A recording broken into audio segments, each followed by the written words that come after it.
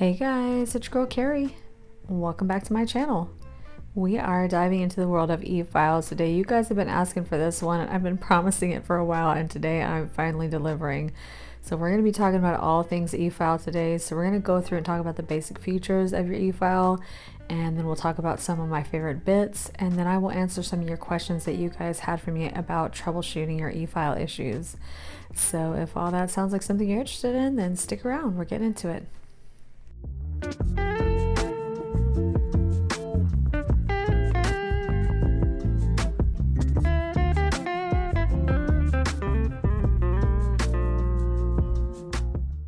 Okay guys, so before we dive into this information, I want to get a few housekeeping things out of the way first. So first things first, I am not a nail professional. I am a nail enthusiast, and I know I don't normally make that distinction in my videos, but I feel like for this particular topic, it's really important that I state that up front. All the information I'm giving you is from a DIYer's perspective, so I do not have any type of nail certification. But that said, I am not new to e-files at all, and I did my research and I've been using them for quite some time, so I feel confident in the information I'm giving you, but I just want to get that out of the way up front in case you're somebody who only wants to hear from a professional on this topic, because unfortunately that is not me.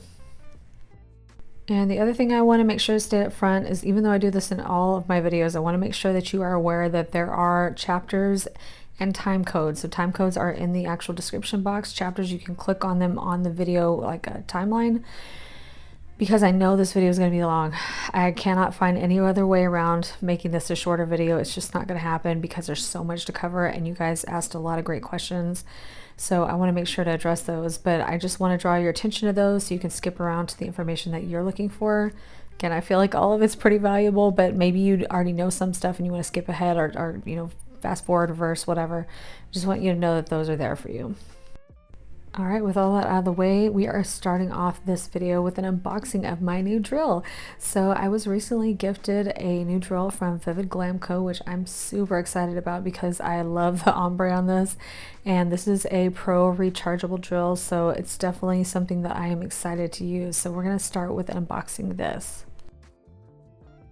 So I wanted to show you my new drill, but also I wanted to kind of show you the features that most drills will have, so that regardless of what kind of drill you have, you can understand what exactly your drill contains. So you can probably tell from the outer packaging that Vivid Glam Co produced these from a manufacturer, and they do have their branding on it. So this is not made by the small business. This is purchased from a manufacturer, and then like I said, their branding is put on that. But knowing Logan and her quality products, I'm sure she did a lot of research before she chose a vendor. So I'm really excited to try this one out. So let's just take a look at what's in the box, and what you'll see is pretty similar to probably what you'll find in whatever e-file you purchase. And the first thing I have here is a warranty card. So some drills will come with a warranty, some won't. Those will usually be in the description of whatever product you're looking at. So I do think that's worth paying attention to, because once in a while, of course, you will get a lemon. So it's really nice to have that warranty card.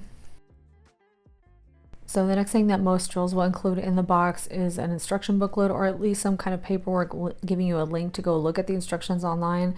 But this one's pretty thorough. It kind of has a breakdown of all the features in it, and then just some basic, information as to how to use the drill.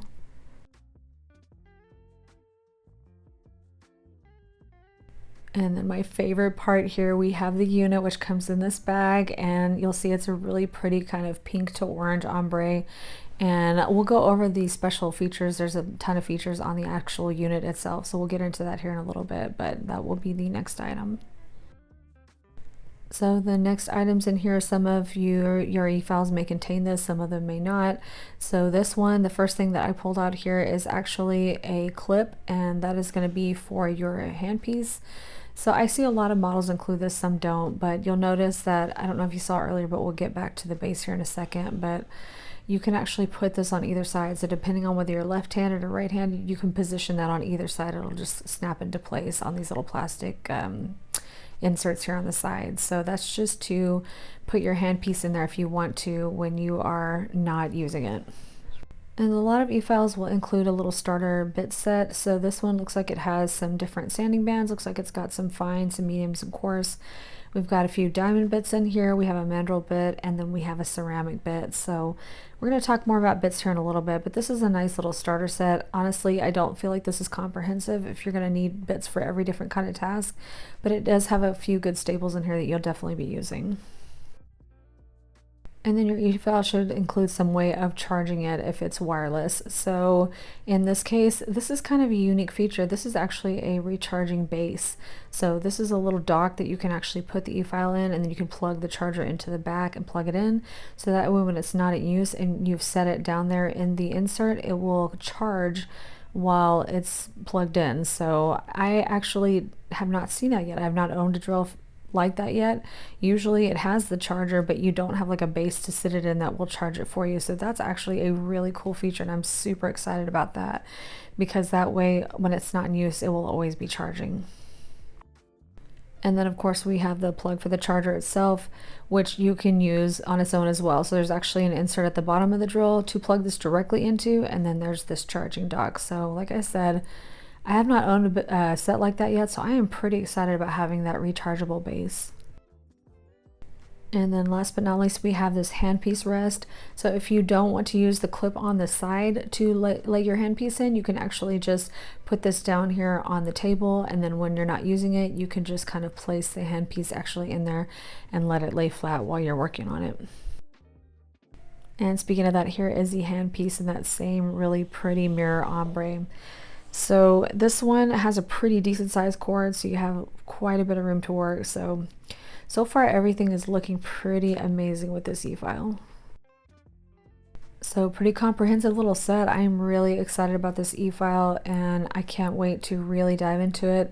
I've been using it at the time of this voiceover for about 2 weeks already, so I have a pretty good idea. So I'm going to give you some feedback on it later, but I'm really enjoying it, just to give a little spoiler there.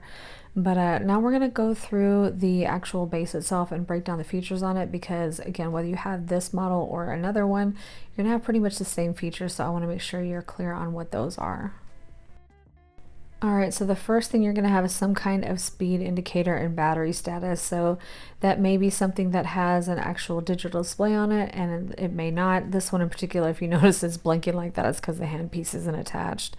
But I just want you to get an idea that you'll have some kind of display, whether it's digital or whether it's just some numbers on a dial that will tell you what your speed is going to be and what position it's in. And then typically on the bottom of the unit, you will have some place for you to actually plug in your charger, your plug to get it to charge. Like I mentioned previously, there are slots on the side for you to place that handpiece holder, and some of your drills may have this and some of them won't, but I think it's a pretty nice feature. And then this one in particular, actually the holder has a space for some drill bits here at the bottom. Honestly, I probably could fit my most used bits in here, but I do have a few more than that, so I actually have a separate item that I use to hold my drill bits. But this is a nice feature, it really is. And then a lot of E-Files will have some type of belt clip on the back, and that's if you're somebody who, like, maybe is a professional and you're moving around, you want to clip it on your belt because it is wireless, so that way you can take it with you as you're moving around to your different stations. But I don't really use the belt clip much, but it is a nice feature for some folks who like that. And then let's take a look here at the top of the unit. So the first thing I'll point out is the actual speed dial. So this is your power button, as well as increasing, decreasing your speed. And then next to that, you will have the forward and reverse button, or some kind of like toggle switch that will let you toggle between forward and reverse, because your drill will go in 2 different directions, which you will need it to depending on whether you're using your right or your left hand. And then last but not least, we have the plug that we fit our handpiece into, so the handpiece actually attaches to that little plug right there. Okay, so on the handpiece itself, every handpiece should have some way of removing and locking in the bits. So you'll notice here there is an unlock little icon, and then a lock icon, and then some arrows. That's because when it's locked in the position, you can see I cannot pull that locking chuck out. So that's what you want. You don't want your bits to come flying out of there when you're using your E-File. So that is the reason why we have the lock unlock. So when you have it unlocked, you can easily remove the bit, and then of course once you have it locked, it will not come out until you actually put it in the unlock position. Speaking of that, that thin little metal rod that comes in your handpiece is your locking chuck. So you always want to make sure you have something in your handpiece. So it either needs to be a drill bit or a locking chuck. All right, so moving back to the display itself, just if we're going to turn it on, I just put a bit in here for now. You can see that as we turn the dial, the speed will go up, and as we turn it down, it'll go down, obviously. So the important point to make here is that this is not 6 RPM, this is 6,000. You see that X1000 next to the number. So most drills will go anywhere from 3 to 5,000 RPMs on up to 30, 35,000 or so. I think this one goes to 35 as its max. Yeah, 35 is its max. So that's 35,000 RPM. I would never in a million years dream of using my E-File that fast, but I'm sure somebody must. And then notice here when I click that forward reverse button, it's the F switches to an R that lets me know that the model is in reverse. Okay guys, so I know that was a lot, but let's just quickly go through the bits that are included and then we'll get more into detail as far as bits go. But these are all diamond bits with the exception of the pink one, which is a ceramic bit, and then on the far right you have your mandrel. So out of these, I would probably be most likely to use the sanding bands. I'll definitely use those, although I rarely use the coarse there on the end. It's usually fine or medium sanding bands that I use. I would definitely get use out of the mandrel, and then probably just looking at it, looks like maybe 2 or 3 of the diamond bits I would actually use. I don't really use ceramic bits much. I know a lot of people like them. I just don't really care for them, but that's a personal preference. Alright, so I have pulled out my little McCart container here, and I got this on Amazon, so I'll have this one linked for if you are interested in it. But this is just what I use to hold on my bits, and honestly I have a lot of bits in here that I don't regularly use, but I'm just going to give you a brief overview of the bits that I really like to use, and then we're going to go into actually how I use them and talking about some of your questions that you had about bits themselves, which y'all did have a lot of questions about bits. Okay, so I kind of rearranged these so all of my most used bits were down here at the bottom. So these first 3¼ rows here, those are the ones that I would use the most often. So the first thing I'm going to show you here are mandrel bits. I feel like these are one of those bit types that you really just have to have because you're not going to be able to use these sanding bands unless you have one. So really that's really all you use the mandrel for, is to put a sanding band on it and then use that. So I have 3 different kinds here. I have an easy off on the left that I bought from iGel, and these other 2 silver ones are just your standard mandrel bit. So you'll just slip these sanding bands on and off when they start to get old and worn and you can't use them anymore. Then you'll just slip it off and put a new one on. So let me just give you an idea of what I use these for the most. The first thing that I will use them for is for shaping my builder gel. So I typically will use a medium sanding band for that, and I will just kind of use that to shape it because I don't want to take too much product off, and using the medium sanding band at a moderate speed will give me just enough shaping ability without taking too much product off. The other time I will use a sanding band is if, say, I am trying to buff down the last of the product without really hitting the actual natural nail bed. I will usually use a fine sanding band at lower speed and just kind of try to buff the product off without like really digging into my nail or really being abrasive with my nail bed. Now you may have some other ideas, but as far as it goes for me, that's probably about all that I would use these particular bits for.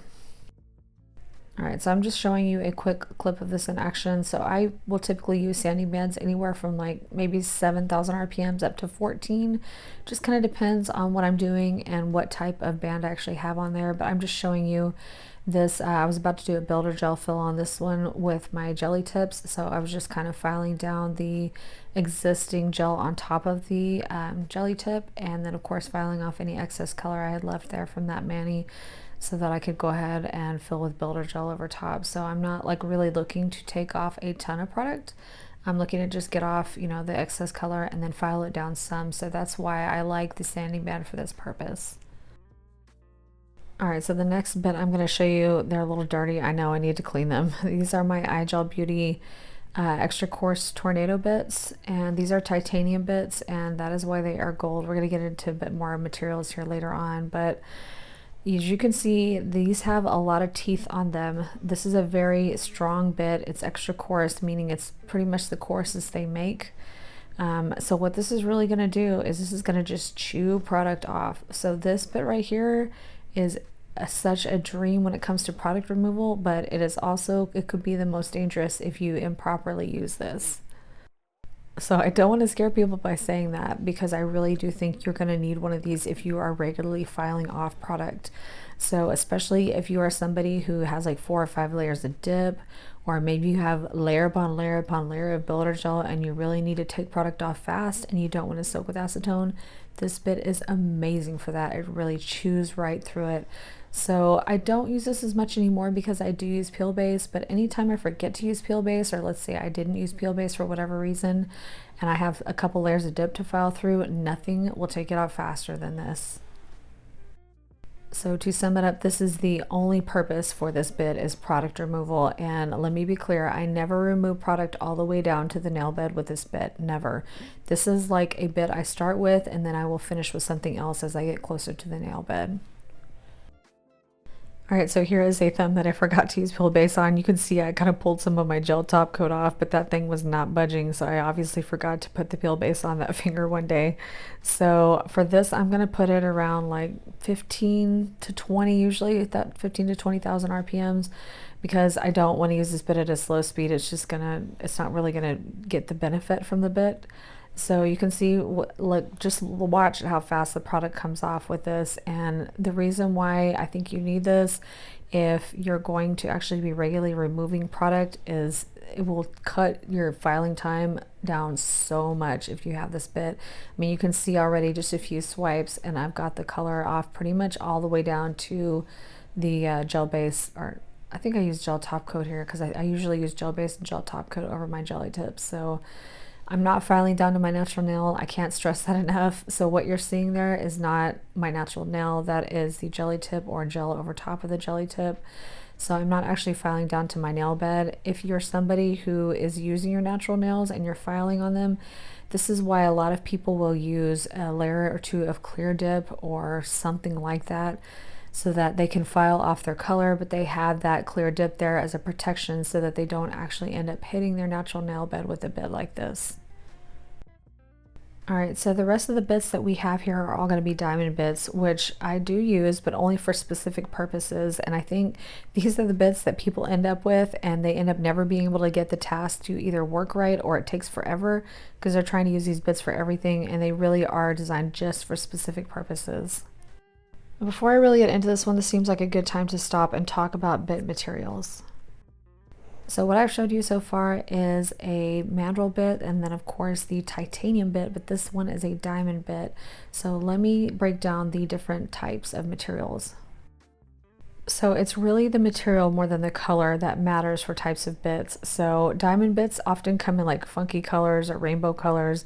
It's the texture that matters. So what diamond bits do is they basically scratch off products. So think of it as like really coarse sandpaper, even though I know that makes it sound like a sanding band, but you get the idea. It's designed to scratch product off. Whereas gold, silver, titanium carbide bits will shave off product. So think of the difference between scratching off product and shaving it off. And then ceramic bits will also shave off product. Again, I'm not so much a fan of these, but I know a lot of people are. It's definitely worth a try if you're interested in them. But they basically function pretty similar to carbide bits. It's just that they're designed to reduce heat. But I feel like if you use an E-File properly, then you don't really need to worry about heat spikes, but we'll get into that a little bit later. Okay, so the reason I felt like it was a good time to stop and mention that is, imagine trying to do hardcore workhorse tasks with scratching it off instead of shaving it off. You can see why that would take a lot longer. So these really are only designed for a minimalist task. So I've got a few different styles here, but these are all diamond bits. You can see they all have the same texture on the outside, so they will all scratch product off rather than shaving it off.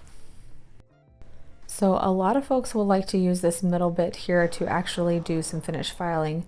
And I will tell you right now that I hate it for finish filing. Hate it.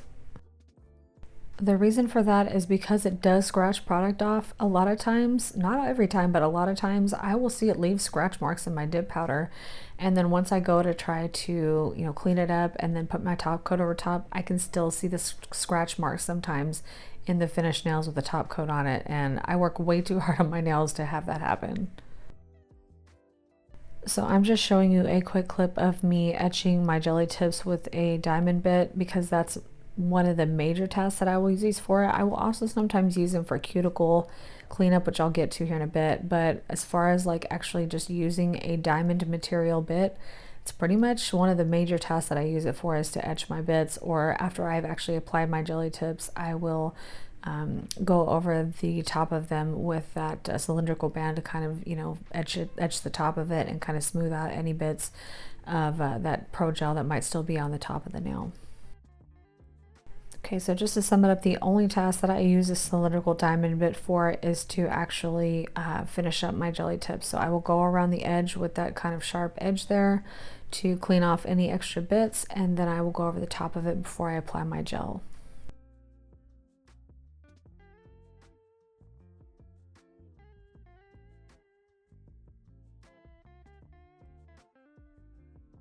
So these two diamond bits are pretty similar shaped, and you can use them for a lot of the same tasks. A lot of people will use this more like cone shaped one to do cuticle cleanup instead of a ball bit, which I do prefer the ball bit, but you can use this one for cuticle cleanup as well. And then this more pointy shaped one is probably best suited for under nail cleaner. And let me be clear, you don't really want to do that on your natural nails, because even a diamond bit can cause damage to your natural nail on the underside. But if you have some kind of excess gel, like when you apply your jelly tips, or maybe you're using acrylic, you have a little bit of hang underneath the nail there and you need to kind of clean that up, this is really good for getting into those spaces. So I usually keep the speed on this pretty low because I'm not really looking to do a whole lot of filing. I'm just kind of cleaning up any like excess gel that is left over here between my natural nail and the actual jelly tip. If there's a bunch of overhang there, I can use this to kind of clean that up. And then the last diamond bit I have here is the ball bit. Now this is what I prefer to use to clean up cuticle area. And I don't do this every time. It kind of depends on how fast my invisible cuticle grows, but this is what I'm using to go around the edge to kind of clean that up. And I have also used this if I have little bits of dip powder that are left on the sidewalls of the cuticle area. A lot of times I can just gently kind of buff that off with this ball bit as well. So this one I will keep pretty low because I'm either working on the natural nail or very close to it. So anywhere from like 3 to 6K RPMs. And I'm just using this one in this particular case to kind of go around the edge of my jelly tips before doing a fill with builder gel. So I'm just looking to clean up any invisible cuticle, and then also if there's any like gel that's kind of like hanging on but needs to come off because it's about ready to come off, or maybe there's some excess color left from my mani, I'll just use that to kind of clean all that up. This last bit is really a ride or die for me, and I specifically mentioned this because some of you guys were asking about working around your skin. So this is actually a carbide bit, a very fine carbide bit with a safety top. So this is called a safety bit, and the reason I mentioned that specifically is because if you're concerned about, you know, cutting your skin or roughing it up or making it red or angry and inflamed, this safety bit will really help prevent that quite a bit. So you can kind of see the difference here between the two bits here. We have the diamond bit on the left and the carbide on the right, not just in the material, but the top is flat on the diamond bit, and on the carbide it has that rounded top because it is a safety bit. This bit right here is the only bit I will use for finish filing my dip mani. That's it. I will only ever use this bit because it just is so smooth, because again, we're talking about shaving off the product instead of scratching it off. So there's no scratch marks. It just, when you use it at the right speed, it makes such a nice smooth finish nail. So it's definitely a favorite in my toolkit. Unfortunately, or maybe fortunately, lately my manis have just been so smooth that I haven't needed to do any finish filing. Just been doing a little bit of buffing and cleaning up the edges, but next time I do use this one, I'll make sure to catch it on camera so you guys can see it in action. Alright guys, I know this video is getting long, but like I said, I did want to get through this video without answering your questions because I made a point of getting you to ask them, so now I can't leave you hanging. I got to answer them for you. So we are going to start here with the question I got about skin contact. So I kind of already mentioned that safety bit, why that's a good one to have, because if you actually do hit your skin with that rounded smooth top, it's actually not going to cut it. It's just going to kind of like glide right off of it. But I want to show you some other things to keep in mind, you know, other than just the obvious, which is trying to get your skin. But I'm showing you here this mandrel bit because I have a new sanding band on it. and I'm about to do some cleanup with my jelly tips. I've actually cut them down. I'm going to file this product off and reapply my jelly tips all together. And if I try to use this without, you know, actually trying to dull the edge of it a little bit first, I'm going to cut my cuticles. It's just a fact. You've probably seen it. I've gotten sloppy sometimes and haven't done it. I've skipped that step, and you'll see I have a really red cuticle because I hit the skin too close. So what I'm doing here is taking a hand file and I'm running just the very edge of it right onto my hand file here, and that will kind of dull that edge so that this is the part that is going to be closest to my skin, so that when I'm ready to file around the edge of my jelly tips to do my fill, I will actually, if not hit my skin, and if I do, it should not do any damage to my skin. So basically my tips are to anchor your hands and elbows to your work surface and move your hand around, because the more you can get into a comfortable position, the less likely you are to hit your skin. Use a safety bit whenever you can, of course. Prep your sanding bands in the way that I just demonstrated, and then of course use your pinky or other fingers to kind of anchor your hand, because the more you anchor it, the less likely you are to slip and hit your skin. Now I'm going to show you a clip of this here in a minute, but I wanted to go ahead and address filing using your non-dominant hand because it's really pretty much the same idea. Again, you really need to make sure that you anchor your hands and your elbows to your work surface and move your hand around until you find a position that's really working for you. And then I'm going to show you here in a bit, but you actually can try holding your handpiece differently than you normally would. Typically with your dominant, you're going to hold it like a pin, but you may find that it's better for you to hold it a different way with your non-dominant hand. You know, keep moving your hand until you find a position that seems comfortable and is sturdy so that you can really anchor that hand. And then once again, use your pinky or other fingers to kind of help you. So let me give you an actual visual demonstration of that, because I think that will help address both of those concerns. So like I said, I'm actually filing down some leftover product to reapply some fresh jelly tips. So I have some builder gel and then of course the leftover jelly tip here, and this is me using my non-dominant hand to file. So notice how sometimes I will actually lay my hand down on the surface, or if you can see right here, you see how I've got my pointer finger wedged up against my thumb. I'm using my other fingers to really anchor my hand so that it's not slipping around and I'm not just like filing all over the place. Check this out on my ring finger. You see how I've got it wedged up against my thumb, but then I've also got my pinkies kind of anchoring on each other. I mean, and I'm constantly moving my hands. I'm laying it flat. I'm picking it up again.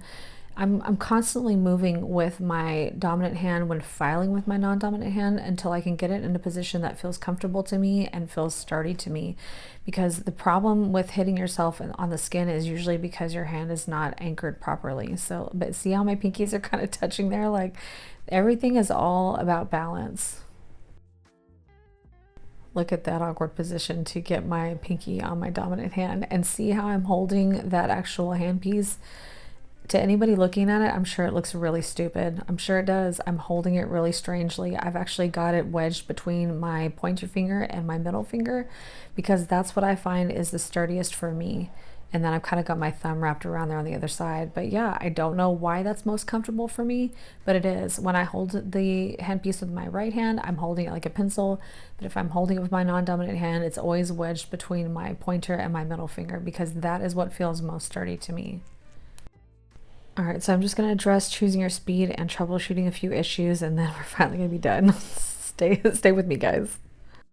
All right, so I did get some questions about choosing speeds for different tasks, and that is going to depend a lot on the task itself as well as your comfort level. Obviously, when you're new to e-files, you typically go pretty slow, which is understandable, but going too slow can actually cause some issues, which we'll get into here in a bit. But this is just me. I'm not saying this is right. This is just what I do. So if I'm removing product, it'll usually be anywhere from 12 to 18K RPM. It's usually closer to the 15 to 18K range. If I'm finished filing, it'll be 8 to 13, and that's going to depend on a lot on how much debulking I need to do. So if I just need to do a little because my carbide bit is so effective, I'll keep it pretty low. But if I have a lot to do, I might crank it up a little bit. Now, if I am sanding something down close to my skin, it's usually 6 to 10K because I don't want to take off too much too fast and risk actually hitting my nail bed. And then anything with cuticle remover or actually on the natural nail are very close to the natural nail bed, I will only use 3 to 6K RPM and that's it. Because at that speed, with a diamond bit, I shouldn't really be doing any damage unless I'm like really digging in and going over and over the same place over and over. Getting into some common issues, the first one I hear often is removal takes forever, and that's probably because somebody is new to e-files and doesn't know better and is trying to remove product with the bit on the left, and that literally will take you light years, like light years.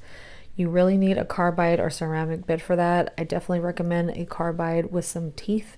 Definitely something more on the coarse side, extra coarse if you're, feeling up to it. Honestly, guys, as long as you're not getting really close to the nail bed with this type of bit, you should not be afraid of it. And I'm telling you, it is a huge time saver when you're removing products. So I highly recommend the bit on the right, which is the iGel Beauty Extra Coarse, or anything similar to that. There's some Pana bits on Amazon that are similar style to that. It could also be that you're using too slow of a speed with your e-file, but honestly, most likely it probably is just the wrong bit. Another one I hear a lot is that the e-file kind of stops or like catches or maybe has a hiccup when you're using it on the nail. That's usually because you're either using too slow of a speed, so there's not enough power to keep the bit pushing on the nail for the purpose that you're intending it for, or maybe you're pressing down. So a lot of people think with e-files they are supposed to press down on the nail. You're really just gliding the bit over it. You're not pressing down. If you're pressing down, you're using the wrong bit or you're moving too slow. There should be no pressing involved. It could also be that your e-file is not powerful enough. Now, I'm not saying that you can't find a good budget model, but really the difference is like driving like an old beat up car versus a Cadillac. It's just a huge difference as far as the power and the smoothness of the operation goes. So it could be that, but that's not to say that you can't find some decent budget models. And then one I should have included on here but forgot to include, it could just be that your bit is either old or needs to be cleaned. So if your bit has really been worn down from excessive use, it may be catching because it just doesn't have the grit to kind of deal with the product anymore. So it could be something like that. Another one that I see a lot is heat spikes, questions about heat spikes. So if you're not familiar with what that is, that kind of gives you that flash feeling of like burning on your nail. Assuming that you didn't actually dig into your natural nail and that's what the burning is from, if you're just getting a heat spike from just use, it's probably because you're pressing down too hard or you're going over the same spot over and over. It could be too high a speed, but that's less likely. It's usually the other two. And you think of it just like friction, the more you apply pressure and the same motion over that same spot, the more likely you are to get that friction buildup, and that's what causes the heat spike.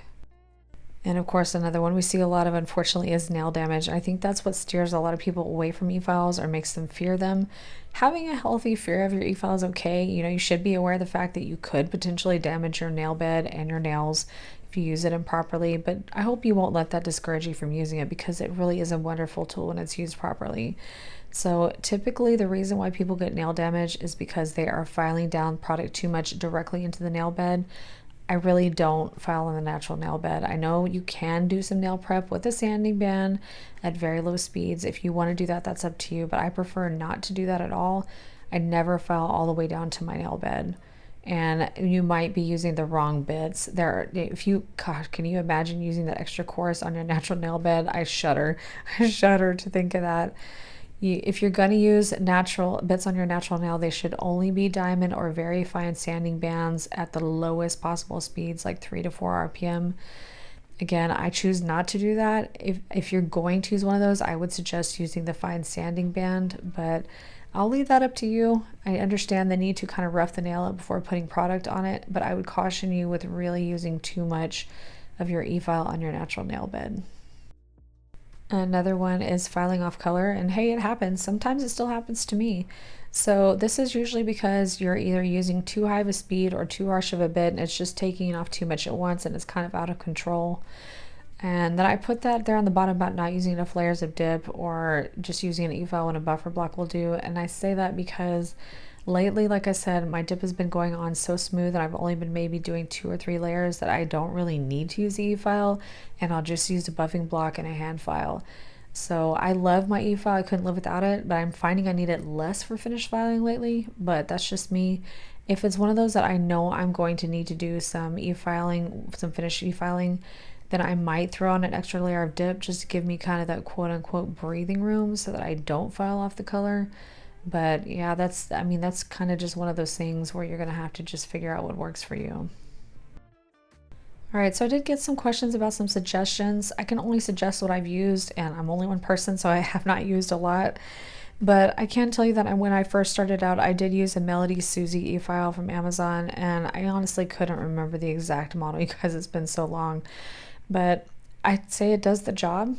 I'm not going to tell you it's my preference, but I understand if you're first starting out and you're not even sure if you're going to want to use an e-file. I definitely get the appeal of starting with a budget model, so I think I would recommend Melody Susie as a brand. They're lesser expensive e-files if you're wanting to just try it out and see how it goes. If you can start with more of a mid-range, I would suggest iGel Beauty the One, and that's kind of unfair because I actually haven't used this one, but it is actually the replacement of one they used to have that I did use. They used to have a mid-range diamond wireless e-file, and that is what I had, so the one is the replacement model for that, so they no longer sell the one I had, but the one is the replacement for that. So their mid-range e-files are excellent. In fact, all of their e-files are really amazing, and their prices look really steep when you look on the website, but remember they're usually 60% or more off, so they are almost always running that 60% off. But honestly, if you can swing it, or you've been using a mid-range for a while or a budget for a while and you're ready to really upgrade because you're really wanting to use an e-file regularly, I cannot recommend a pro model enough to you. It really does make a huge difference. I use the reference of a beat up car versus a Cadillac. I'm telling you, you will feel the difference in the power and the smoothness, and it makes e-filing so much more enjoyable, and it makes your nails, your finished nails, look so much smoother. So the one that I'm recommending to you is the one that I was gifted, the Vivid Glam Co rechargeable, and then also the iGel Beauty Model XS, which again, from what I can see from their website, they have replaced now with the One Pro. So I can't really, again, speak to that one because I haven't used it, but again, to my understanding, it is the replacement for the one I do have, which is the Model XS 2.0. And like I said, iGel Beauty makes fantastic drills, and this new one from Vivid Glam Co I've used for a couple weeks now, and I may like it even a little better if for no other reason than the rechargeable base. So both of those are really good pro options. All right, guys, I am worn out. This video is a beast, and again, I apologize for the length. I really don't like making videos this long, but I didn't want to leave anything out that I thought was important, and I definitely wanted to make sure I answered all of your questions. So I'm just kind of sending you off here with a bit of e-filing. But I did want to let you know if for some reason I missed your question, please comment down below, or if you have some other questions and you didn't get a chance to ask, comment those down below. I'm definitely here to help. And I'm always available by DM on Instagram as well. If you think of something later or you run into some kind of issue that you need some help troubleshooting, feel free to reach out to me. I can't always respond right away, but I will respond as soon as I can, and I'm always happy to help out. So again, I hope you guys enjoyed this video and found it helpful, because I did create this just for a lot of the questions you guys were asking, so I hope it really did serve that purpose. So that is going to complete this video, guys. So I hope you did enjoy it and find it helpful. If you did, it would help me out so much if you would give me a thumbs up down below. And while you're there, if you have not subscribed already, I hope you'll consider subscribing before you go. And don't forget that notification bell. We got new content coming every Tuesday and Friday at 2 p.m. Central. So as always, guys, I thank you so much for being here. I appreciate you so much. I hope you have a fantastic rest of your day, and I will see you in the next one. Bye.